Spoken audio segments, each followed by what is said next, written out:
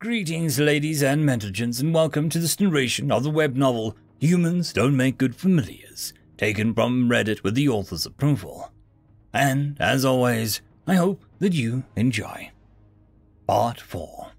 You wish to help? Suma chirped, slightly confused. If I can, yeah, I told her.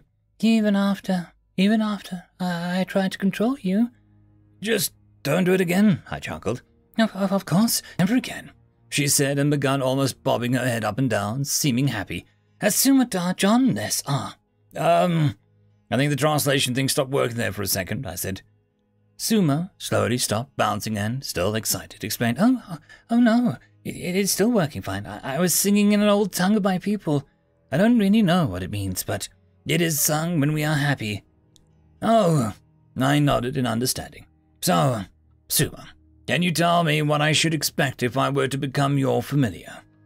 Suma's head craned back as she were avoiding a slap. Great, Jake.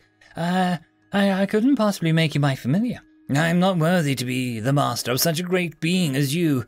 You have already shown so much kindness by naming me. I couldn't possibly ask you for any more. I shook my head and waved my hand in dismissal. You aren't asking. I am. I have prepared for years in case I was summoned again, and then I find out that there is no danger of that I basically wasted years of my life over nothing. I want to at least use the skills I learned to help someone. I'm not much of a soldier, but maybe I could make a decent familiar. Suma was dumbstruck and could barely form a sentence. She shook her head and flapped her wings. Okay. So, what do we do first? I asked. We need to perform the rite of two.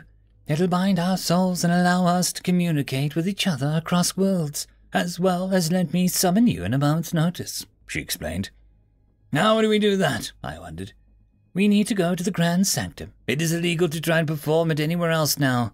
After what happened, I figured she was either talking about me or the Borog beast, but I didn't ask. With that, we left the school and made our way to the city. Will it be alright if I just walk around like this? But if I scare someone? I asked Suma. It should be fine. Most people will assume that you are a familiar and under control ritual, but you will definitely draw quite a few stares. She chirped in a way that I think that she was laughing. She wasn't wrong. Nobody bothered us, but almost everyone we passed looked at me with either shock or fear. I was guessing anyway. Still, couldn't exactly tell with them. For all that I knew, they could have been flipping me off in their own way. We arrived in the Grand Sanctum without incident. Mostly. I think one nymph was trying to seduce Suma, but she had me chase him off. She chirped happily as he squawked and flew away as fast as he could. The Grand Sanctum was a large, white building that had huge holes peppered throughout its walls. Nymphs were speedily flying in and out of them, making a variety of noises as they did. There was an open, large area at the bottom. Well, large compared to the nymphs. I had to crouch down to make it through. I guess bipedal apes are rare for familiars. Inside, it was like a giant bird cage. Some areas had walls, others were just shells, but most of it was just empty space so that there was room to fly. This place is huge, I whispered to Suma. She had told me that I needed to be quiet, or the other nymphs would think that she was losing control of me, and I would end up in a cage or something. It's actually the largest building in the city right now, but I hear there is a larger one somewhere in the western atolls, Suma quietly told me. She waited in a line leading to the large pedestal for about 20 minutes. But eventually, we were called up by an older-looking nymph with greyish feathers and a more curled beak than Suma's. Next, he squawked.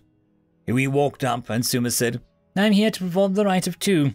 ID number and date of hatching, the older bird requested. ID 1265569-741. I was hatched on the second Falmouth 12 years ago. Oh, and my name is Suma. The last part she announced proudly. As soon as Suma said she had a name, the older bird perked up and began talking in a much friendlier tone. Oh, Madam Suma, my apologies for the long wait. We'll get you a room for your ritual right away. The older bird looked at me and then back to Suma. Is this creature that you'll be pairing with today, or shall I get you a summoning squad? This is him, she answered. Very good. We'll alert you just in a moment when the room is available. Please feel free to relax in our waiting area. And if you want, we have a nice kennel for your future familiar to stay in while you wait. I shot him an icy glare, and the feathers around his neck puffed up. That won't be necessary. Jake will be staying with me. Very good, he said, looking back and forth between me and Suma. We walked into the waiting area he mentioned, and she perched on a kind of metal branch thing, meaning that there wasn't a single real seat in sight. I sighed.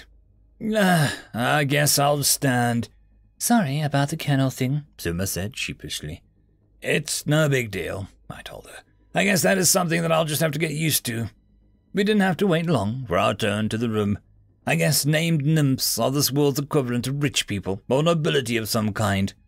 The room was much smaller than the main area, but more than large enough for myself and several nymphs. Okay, Jake, are you ready? Suma asked. End of chapter. Just a quick shout out to the T5 peeps. Bob the Dragon, Cat Crab Lobster, Data Magnet, Dark Machine, Bezic, Try Again 95, Pudic Yol, Astrea the Dreamer, Caspar Arnholtz, Cam Maxwell, Athelia, Meridian 117, and Jordan Bucksmorm. Thank you very much. And that, my friends, concludes this video. I hope that you enjoyed. There are links down below, both to support this channel and for the author of this fiction. Anyways, I hope you all have a fantastic one, and I'll see you next time. Cheers.